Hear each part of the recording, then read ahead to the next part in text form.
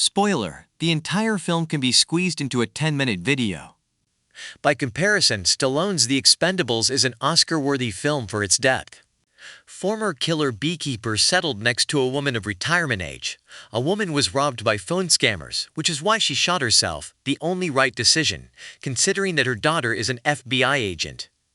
A neighbor beekeeper, a.k.a. retired killer, finds out. I need a favor. What kind of favor? A name, an address. And decided to take revenge for her show-up with cans of gasoline at the local office of scammers. This United Data Group? He tells the guards about his plans to burn down the office. I'm going inside. I'm going to burn it down. Gives them a lecture about how bad it is to work for bad people. Do you know what they do here? Do you know that's who you work for? And after some simple manipulations, the guards go to rest on the floor. Tell any of the companies in the building to evacuate now. There's going to be a fire. In the office, he pours half of the gasoline on the computers, and from the rest he assembles a bomb, which will go off from the very first call to the office. Though for some reason, he doesn't think they might call while he's still standing near the bomb, but that's okay. The phone finally rings after he leaves, and the remaining 10 liters of gasoline explode like 10 kilograms of TNT. The leader of the phone scammers sends killers with duck-hunting shotguns to kill the beekeeper. On the way, they decide to shoot at the hives in order to either commit suicide through multiple bee stings or notify everyone around them of their arrival. Naturally, their joyful life ends in the beekeeper's garage, and the senior manager of the blown-up office successfully teleports in the bridge support. On his way to the central office, the former beekeeper meets a new beekeeper sent to kill him. He turns out to be a punk girl with questionable mental health.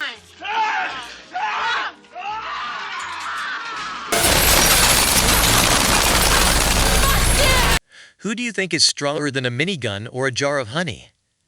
That's right. Instead of a gas can, it is better to carry a jar of honey with you. Meanwhile, it turns out that this organization is protected by the former head of the CIA, whose connections and influence are only enough to hire a bunch of armed guards, a level slightly higher than those who fought with the bees. Suddenly, some bearded homeless man approaches the special forces. Hey, there are no other entrances. Federal law enforcement operation in progress.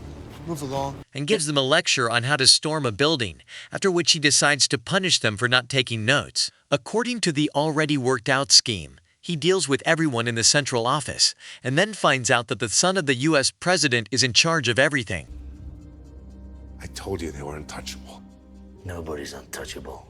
The former director of the CIA uses all his connections, and all they have are the former actors of the Dussault Circus under the leadership of One-Legged Joe, who are sent to guard their charges in the residence.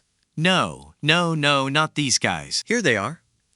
At the residence after a 5-minute fight, the beekeeper finally decides to tear off the prosthesis from One-Legged Joe. Dot was worth to kill him with the same prosthesis. In the end, justice prevailed. The bad guy is dead. Everyone is happy. You can watch all this only because of your boundless love for the Statham.